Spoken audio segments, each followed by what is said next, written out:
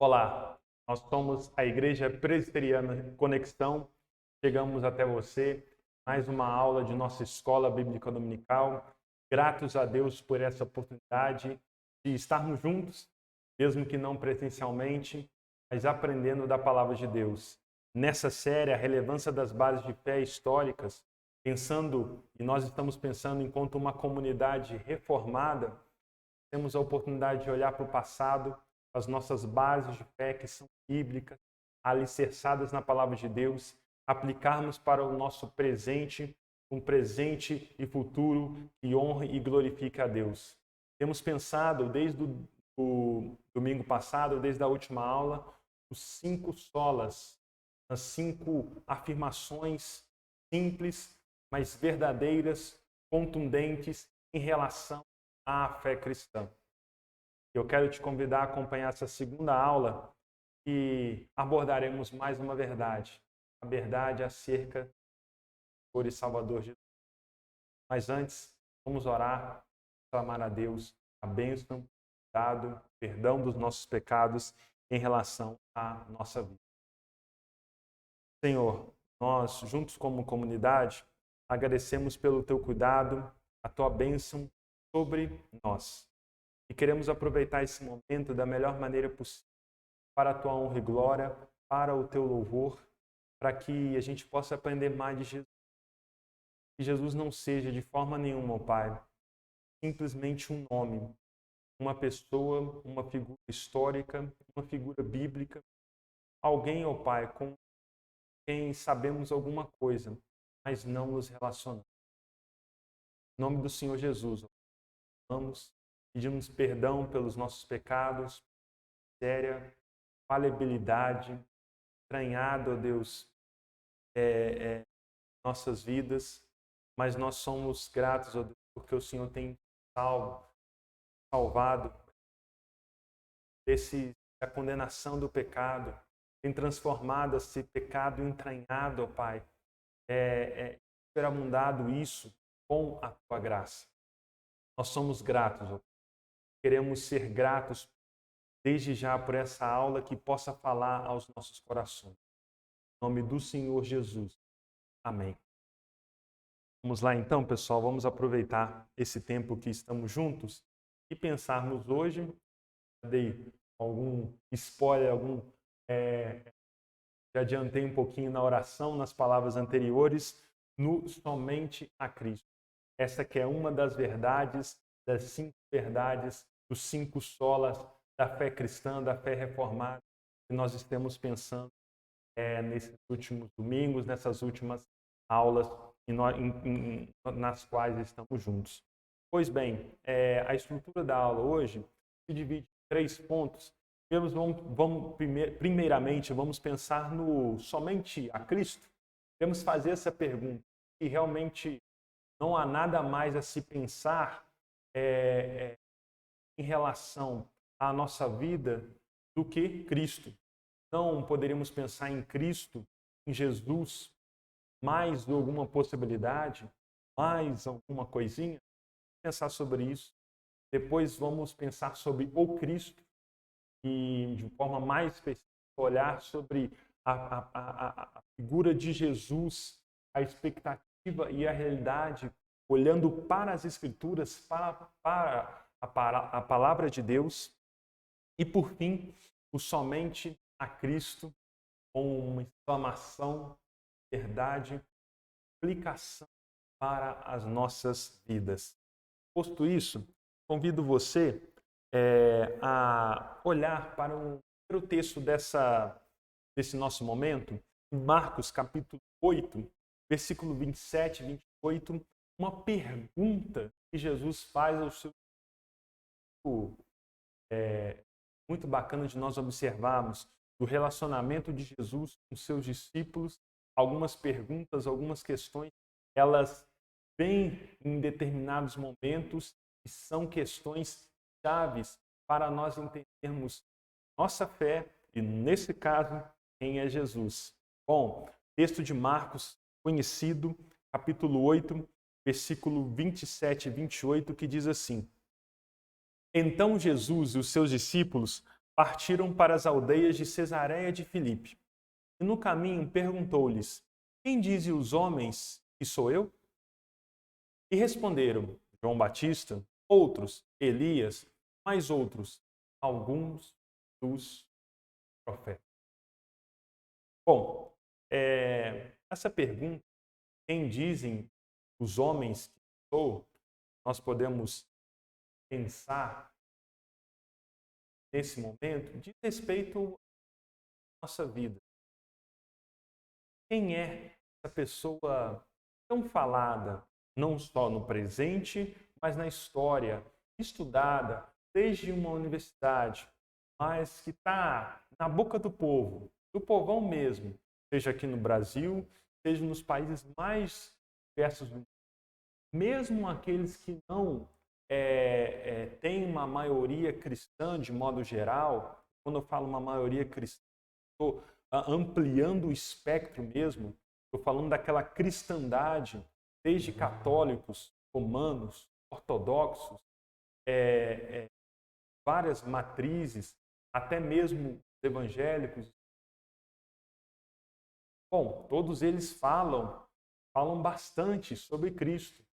Ensinos, se não diários, pelo menos semanais, aos domingos, têm como foco Jesus Cristo.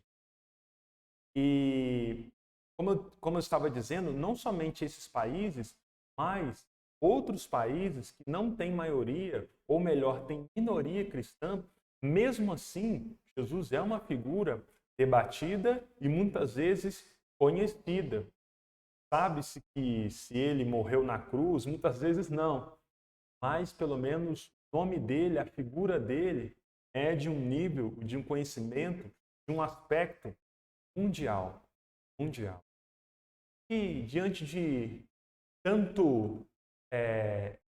tanta informação, qual realmente, quem é esse bem chamado de o Cristo? Bom, muitos mesmo, tomam Jesus como mestre, como professor, guia, para orientar as suas vidas. Poxa, a gente olha para a palavra de Deus, vê Jesus cuidando das pessoas, uma palavra de esperança, uma palavra que, dependendo da nossa interpretação, palavra de igualdade social. Cada pessoa, ainda mais no tempo que nós estamos vivendo, na sociedade, no período, né, a partir daquilo que nós, quando olhamos qualquer texto, bíblico ou não, tentamos entender o sentido sobre quem é Jesus, podemos dizer que é particular. Muitas pessoas, né, ou melhor, eu tenho um sentido, você tem um sentido, o outro tem um sentido, e a gente vai tentando dialogar ou não sobre esse determinado sentido. Mas talvez um desses mais importantes e se destacam é de um mestre, um homem que vai guiar, né, com seus ensinos, uma liderança em relação às nossas vidas. Curioso que isso parte desde pessoas ditas cristãs até pessoas que não são cristãs, mas têm em Jesus esse grande mestre, esse grande professor, ou talvez esse espírito evoluído, comparando a outras grandes, entre aspas, né, a outros grandes homens da história da humanidade, grandes outros líderes religiosos, pessoas de destaque, né, nas suas atividades, trabalhos, ensinos, atividade religiosa. Jesus é comparado a um desses, como, né, um panteão, uma galeria de notáveis, mas na mesma prateleira desses notáveis. E aí, claro, é um líder religioso, líder que veio trazer um ensinamento, uma religião, e que muitos são adeptos dessa religião e seguirem uma determinada moral, determinadas leis, determinados princípios. E as pessoas acreditam em Jesus como um Salvador. O problema desse um Salvador aí, ou a questão desse um Salvador, é que eu coloquei propositalmente um sentido genérico. Salvador como outros tantos mais. Uma pessoa para me guiar, como outras tantas mais, sejam pessoas, sejam pessoas em si, ou livros, filosofias, políticos, temas econômicos, família, emprego, casamento, tantas coisas que podem guiar, balizar, orientar, direcionar a minha vida e no sentido de propósito, no sentido de até mesmo de me tirar dos meus problemas para algum foco importante e relevante em minha vida. Jesus ele pode ser mais um dentre os demais, se assim a nossa vida, o nosso coração olha para ele dessa determinada forma. Mas aí a gente tem que partir da palavra de Deus. Precisamos olhar aquilo que de fato o texto bíblico diz a respeito de nós, claro, mas nesse determinado, nesse determinado assunto a respeito de Jesus. Afinal de contas, não há outro livro, não há outro texto que definitivamente vai nos apresentar quem é Jesus, a não ser a Bíblia. Outros tantos livros podem, claro, falar de forma muito bacana sobre Jesus, mas nesse caso, a gente tem que ir direto à fonte. Não vai adiantar muito, ou melhor, pode ser até produtivo, mas nada como ir à fonte. Para quem talvez já tenha feito um curso superior ou estudado algum assunto em questão, você pode ler muitas bibliografias, muitas referências, muitos textos falando de um determinado assunto. Mas nada como ir àquele autor principal, aquele material-chave, reconhecido historicamente como o mais excelente, como o fundamental, como a peça-chave para se entender essa determinada questão. E aqui no caso é a Bíblia. E não só um livro de mera referência, mas o cristão, ele deve e precisa entender a palavra como a palavra de Deus, como seu livro de fé e prática. Não há outro livro, não há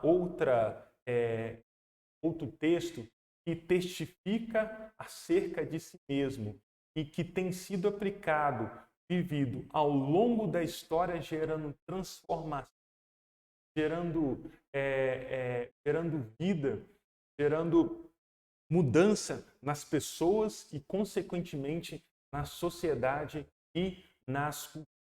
Essa é a palavra de Deus. Essa palavra de Deus aponta para o homem, aponta para Cristo. E aí, a partir da palavra de Deus, nós entendemos que o mundo ele foi criado por Deus, não por um acidente, um acaso, outra coisa parecida, mas não. Gênesis e capítulo 2 nos apontam para a criação perfeita, feita por Deus. E se quisermos completar esse raciocínio, complemento muito importante, vital para esse sentido. Lá o texto fala aqui, primeiro capítulo, versículo, quando Deus vai fazer o homem, ele diz, façamos o homem à nossa imagem, com o verbo façamos, ele aponta para não uma pessoa, mas para pessoas que estavam comprometidas, estavam fazendo e se relacionando, operando essa obra e a criação. Jesus estava presente nessa. Desde já queremos apontar para a singularidade, para a obra de Jesus e sua ação em relação à minha vida e à sua vida.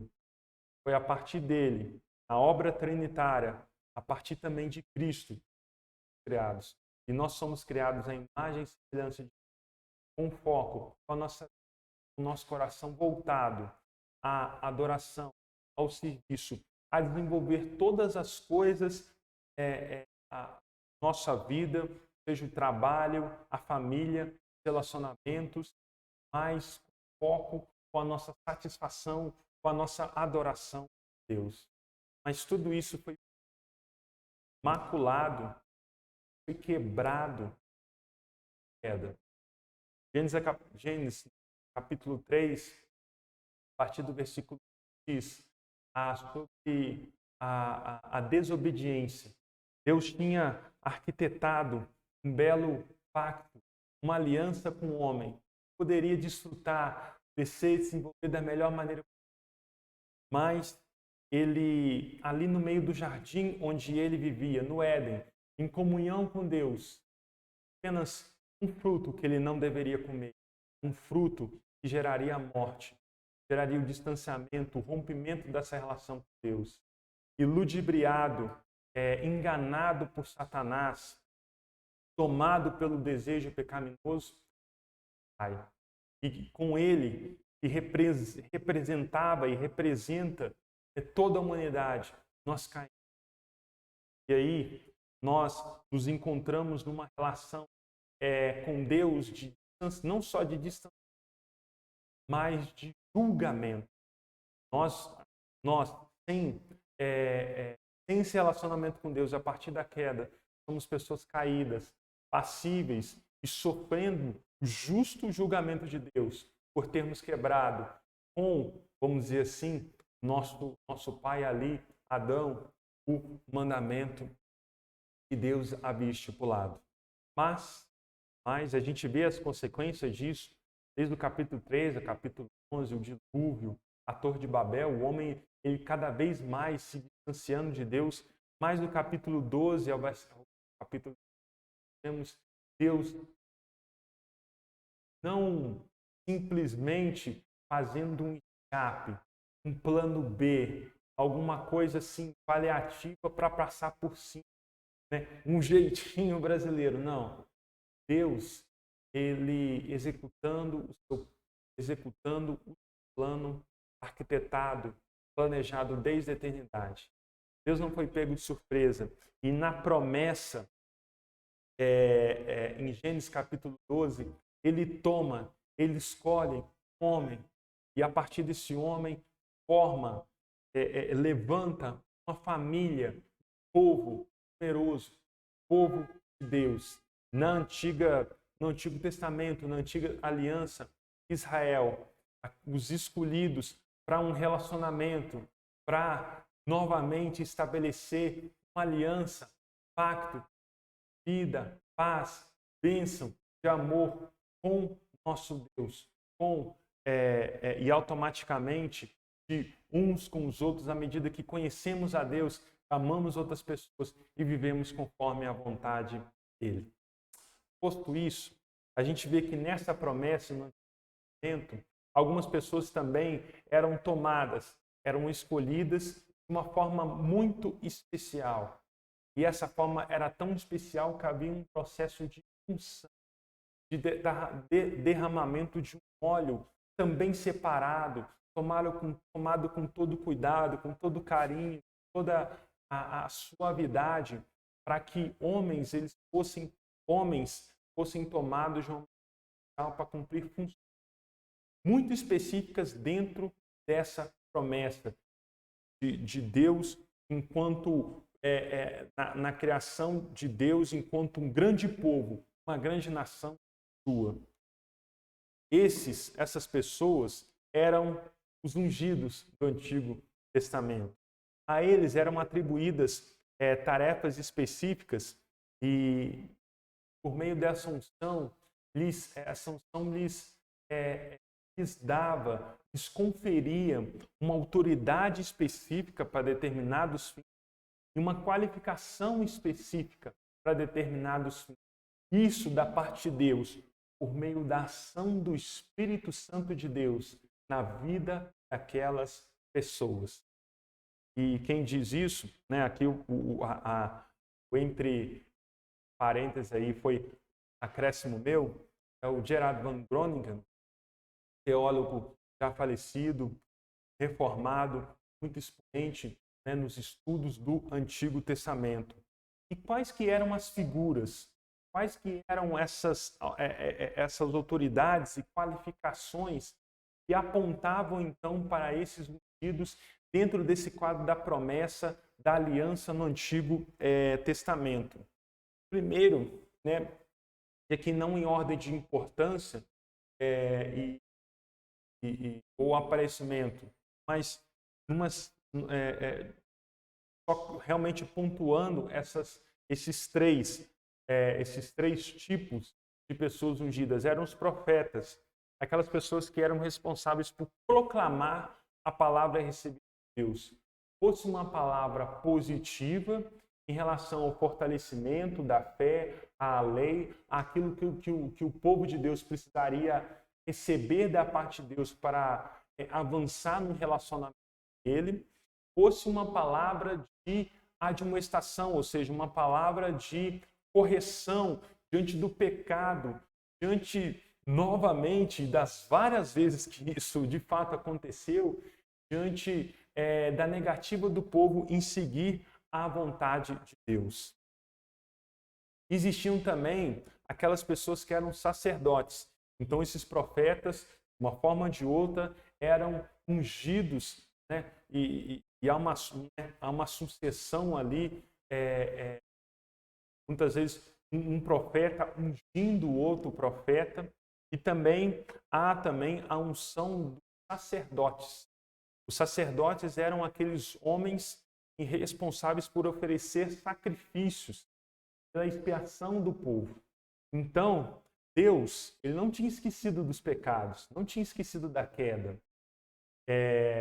Mas, enquanto uma solução completa ainda não chegado, a gente vai ver essa solução perfeita e completa mais a seguir, esses sacerdotes, eles eram responsáveis por fazer sacrifícios de animais bonitinhos, limpinhos, novos, mansos, e isso mostrando a gravidade do pecado, para que diante do meu pecado, diante da minha vida, eu precisava ir nesse sacerdote e sacrificar, né, uma ovelhinha, um animalzinho, para que esse meu pecado ele fosse expiado, ele fosse perdoado, para que realmente esse julgamento ele pudesse passar sobre a minha vida e eu pudesse me encontrar em relacionamento com Deus. A função do sacerdote. Então, a gente pode pensar no profeta como uma ponte entre Deus e o povo, vendo a palavra de Deus e aplicando ao povo. O sacerdote é como um homem, uma pessoa que vai fazer a interligação entre um povo, mesmo em seu pecado, e Deus, mas fazendo essa correlação por meio dos sacrifícios, para que Deus, na sua santidade, não pudesse consumir e se desagradar do povo.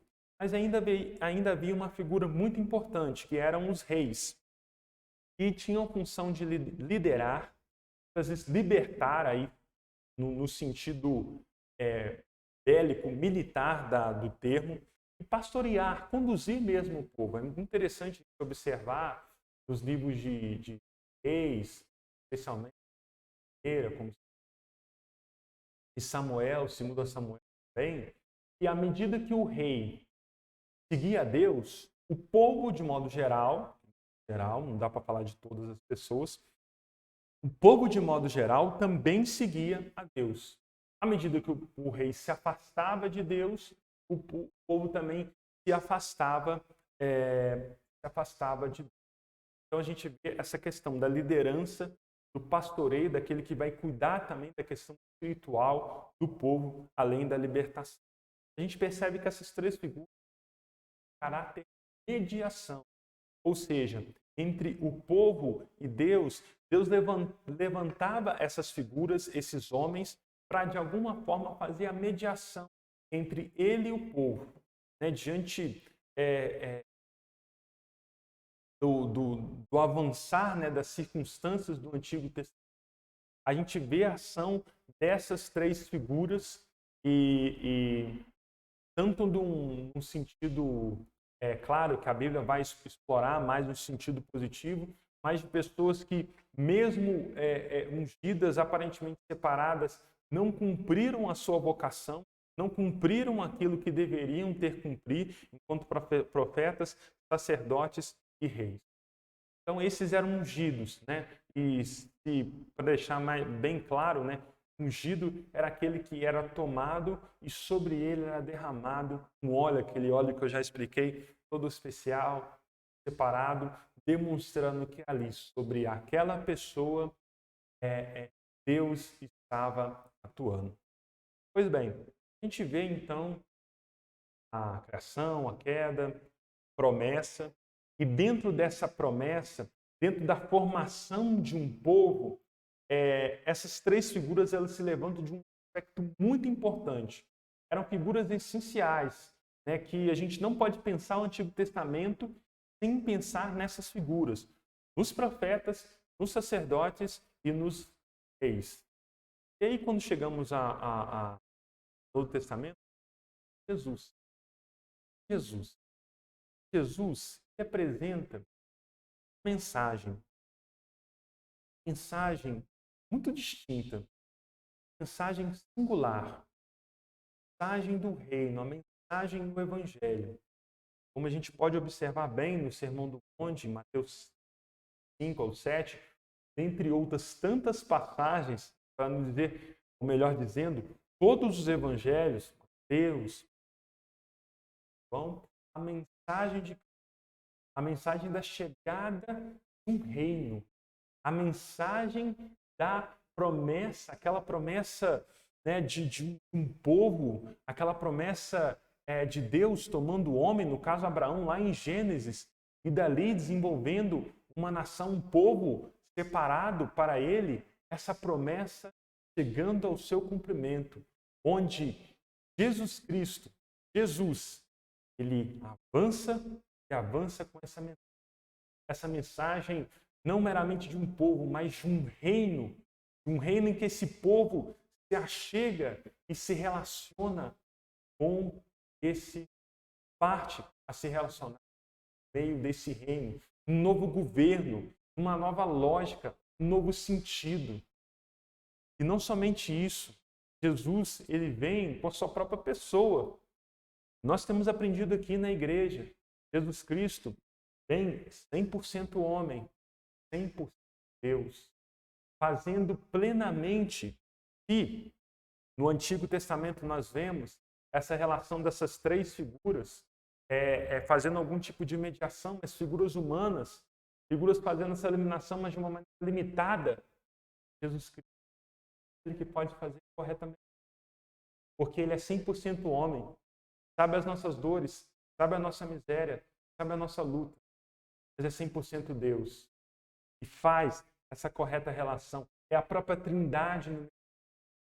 E vimos a sua glória, glória como a do unigênito do Pai.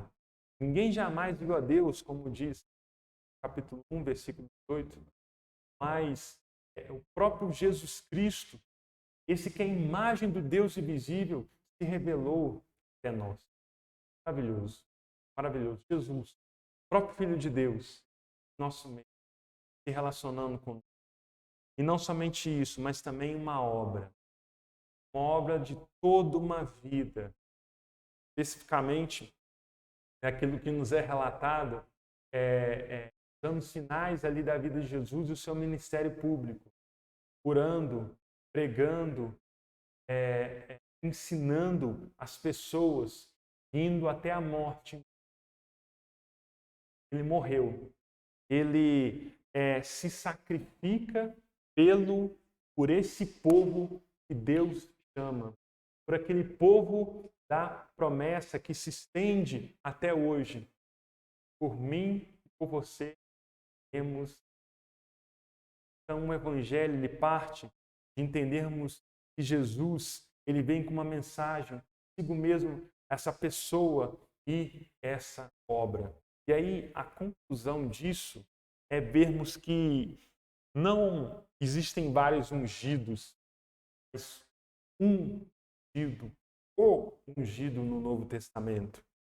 E esse em que são atribuídas tarefas especiais, específicas, mas para Jesus, muito mais.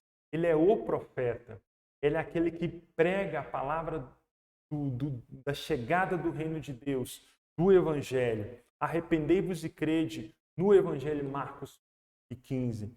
Ele é o sacerdote de uma condição mais do que especial, porque o sacerdote, ele recebia o animal e sacrificava aquele animal, né, para aquela pessoa que chegava a ele e queria a expiação, né, o perdão dos seus pecados. Jesus, ele faz melhor. Ele faz de maneira perfeita. Ele é aquele que, ao mesmo tempo, é o sacerdote e o sacrifício. Porque podemos nos achegar a Deus, Jesus Cristo, melhor dizendo, de perdão pelos nossos pecados.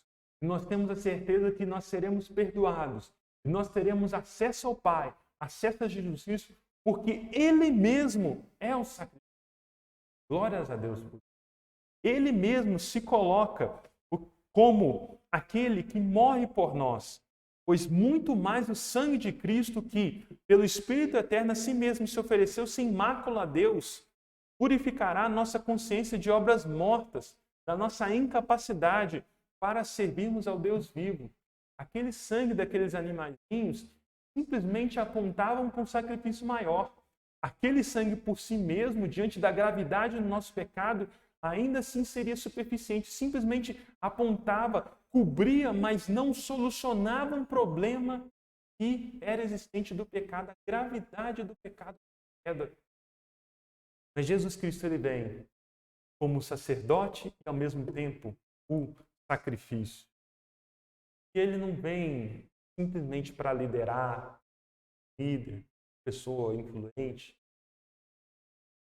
Se vem um reino, precisa vir um rei. Se vem um governo, precisa vir um governante.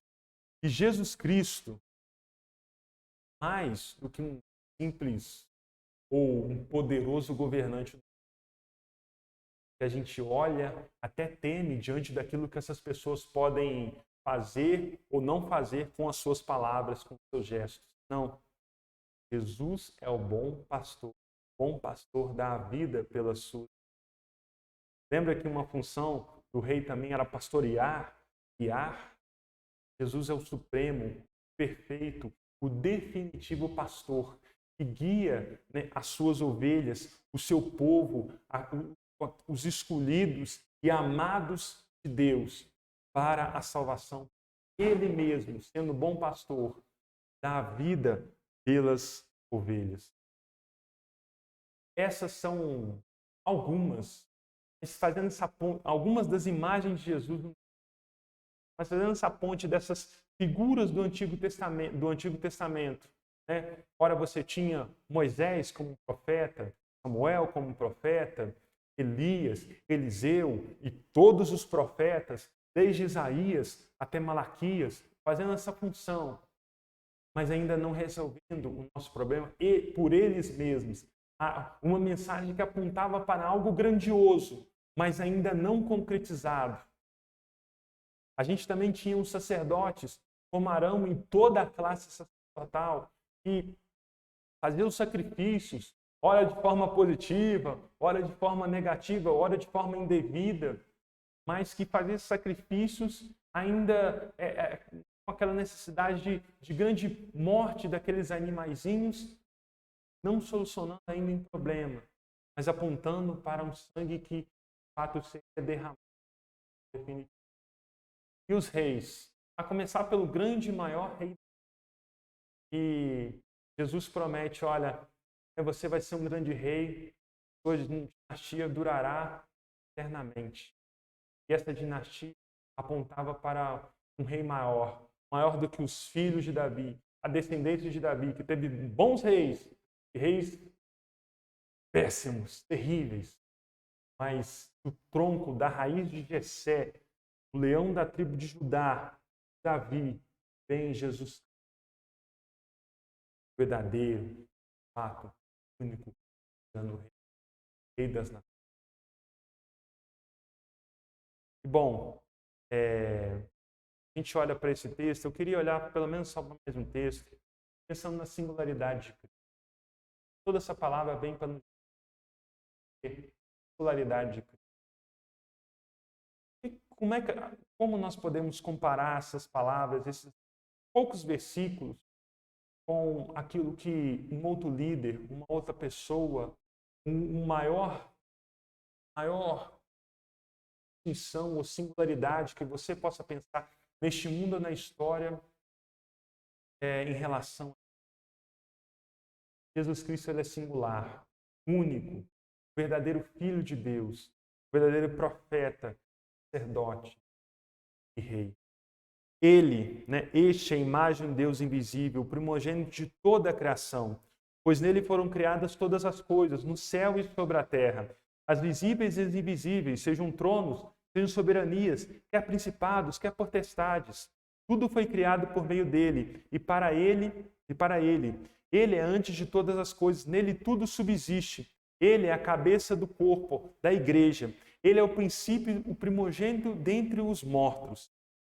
De entre os mortos, para todas as coisas ter primazia, porque aprove a Deus que nele redizisse toda a plenitude, e que, havendo feito a paz pelo sangue da sua cruz, por meio dele reconciliasse consigo mesmo todas as coisas, quer sobre a terra, quer...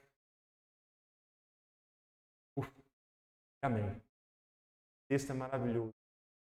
Faltam-nos palavras para demonstrar a singularidade de Jesus Cristo. Esse aqui é a imagem do Deus invisível. Quando nós olhamos para Cristo, aquela relação que foi rompida no Éden, onde o homem não tinha mais relação com Deus, desfaz porque ele é a própria imagem do Deus invisível.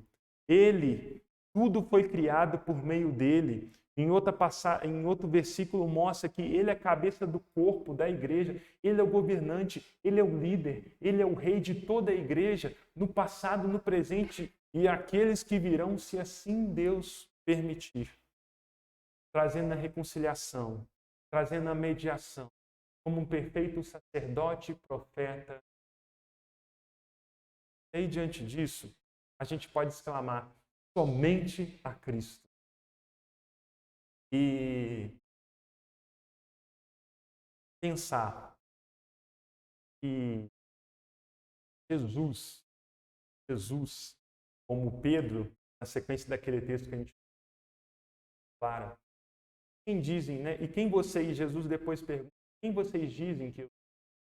Pedro responde da parte de Deus, do Espírito Santo, tu és o Cristo, Filho do Deus vivo. Cristo,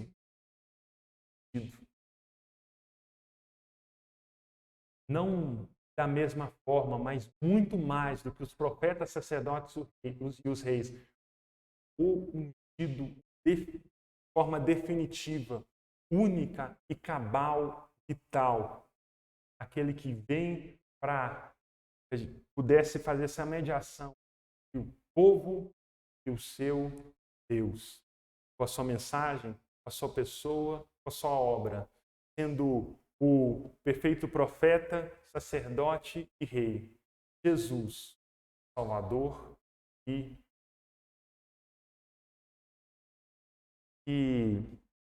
a gente olha para essas palavras, para a palavra de Deus, para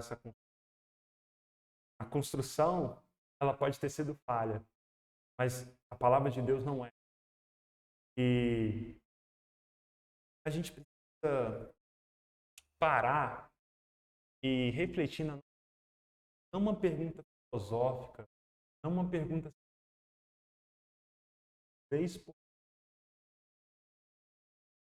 a nossa vida, o sentido e nossa existência parte necessariamente por entender quem é Jesus. De fato, mais um entre os demais, a gente pode depender ou a gente pode se relacionar com Jesus como essa figura bíblica, histórica, da mesma maneira que a gente se relaciona com outras figuras, com outras ideias, ou de fato ele é essa mensagem, pessoa, obra, que você se relaciona, que você depende, que você, assim como uma pessoa no Antigo Testamento, ouvia quando um profeta vinha falar. Você ouve a palavra de Jesus? Você segue essas palavras? ou você segue a outras coisas? Eu falo, inclusive, com relação a nós cristãos. Às vezes nós já ouvimos essa palavra, já entendemos no passado, mas distrações, né? As outras mensagens, talvez alguma coisa que tome o nosso coração. Mas eu te convido hoje a pensar se você tem encarado Jesus como o verdadeiro profeta, como aquele que você ouve a palavra e pratica. Porque não é uma palavra simplesmente bonita, bem articulada. É uma palavra que traz vida, traz ânimo, traz paz, traz transformação e, acima de tudo, salvação para a nossa vida. Esse é o verdadeiro profeta. Se você tem se relacionado com Jesus Cristo como sacerdote, como aquele que você chega incapaz, sem mérito, crendo dele, na obra dele, tendo que ele reconcilia você, eu, com Deus. E não de qualquer forma. Não sacrificando um outro animal ou outra pessoa, mas sacrificando mesmo cruz do Calvário. E se você se relaciona com o Senhor, governante de sua vida, né? A gente às vezes brinca, né? Manda na gente, se é alguma pessoa, se é o pai, se é a mãe, se é a mulher, se é o homem, alguma coisa assim. A gente fala dos governantes aqui do Brasil, do mundo. Quem de fato é senhor da nossa vida? Quem dita nossa existência? Pode ser, a princípio, eu mesmo vou tomar. Mas só existe uma palavra e, no final das contas, aponta para que nós estamos perdidos. Essa é a nossa realidade. Como ovelha que não tem pastor, está à mercê de todos os perigos e fatalmente, cabalmente, será destruída pela sua incapacidade de se guiar, de se cuidar de si mesmo. Nós somos como assim. Mas Jesus Cristo é o Rei pastor, aquele que cuida, aquele que guida, aquele que lidera, aquele que vence a maior batalha contra o pecado. Essa palavra, ela foi falada 500 anos atrás, no tempo da Reforma Protestante, onde havia um entendimento que Jesus era até um salvador, mas que outras coisas eram necessárias. Talvez pagamento, muitas orações, as famosas indulgências, né? Votos, ou qualquer coisa que seja. Essa palavra continua sendo relevante para nos mostrar que a gente não ser do perfeito profeta, sacerdote, que é Jesus. Queria concluir com uma citação da Confissão de Westminster que diz: o Senhor Jesus, pela sua perfeita obediência e sacrifício de si mesmo, sacrifício que pelo eterno Espírito ofereceu a Deus uma só vez, satisfez plenamente a justiça do Pai. E para todos aqueles que o Pai lhe adquiriu, não só a reconciliação, mas também uma herança perdurável no reino do céu. Palavras, temos um relacionamento com Deus. Nosso relacionamento é restaurado por nenhum mérito nosso, mas pela perfeita obediência, pelo sacrifício de Jesus Cristo, sacrifício oferecido uma única vez, que satisfaz toda a exigência e justiça de Deus diante do nosso gravíssimo pecado e ofensa à santidade do nosso Pai. E a esses, Deus conferiu, Deus colocou nos demonstra essa reconciliação para essa vida, uma vida já plena, uma vida cada vez mais plena nessa vida, por mais que nós sejamos limitados, e que uma vida ainda mais perdurável para a eternidade, aí sim perfeita, no reino. Deus capacite para entender que Jesus é o perfeito profeta, sacerdote e o rei. Essa palavra toque, que você se relacione cada dia com esse profeta, sacerdote e rei. Seu dia, a sua vida, as suas necessidades, porque nada basta, nada nos basta, a não ser o incomparável, o único Cristo, o Filho de Deus, Jesus Cristo. Pai, nós louvamos o teu nome, agradecemos, Pai, e ficamos até constrangidos de falar dessa grandiosa mensagem de Jesus. Nós não somos merecedores nem de falar, quanto mais de viver, mas é pela tua graça, é pelos méritos eternos de Jesus Cristo. O teu povo, Pai, que eu e as pessoas que estão nos ouvindo, que estão ouvindo essa palavra agora, não por mim, não por qualquer coisa, pelo Senhor, tome a como perfeito sacerdote, profeta e rei. Que a gente não possa se enganar com pecados, paixões, distrações desse mundo, ou com tomar Jesus Cristo, confundi-lo com outra coisa, uma caricatura ou uma imagem que nós temos neste mundo. Não. Mas como o cumprimento da promessa, como aquele mediador, reconciliador entre o povo de Deus e o próprio Deus. Em nome do Senhor, tenha misericórdia. Nos faça entender essa mensagem. Que o teu povo possa sair, proclamar e dizer de peito aberto. Somente aqui. Quero agradecer pela sua presença, sua atenção nesse momento. Espero que a palavra de Deus toque o seu coração.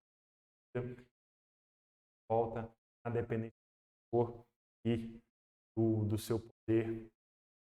Como sempre precisamos das vidas. Deus nos abençoe.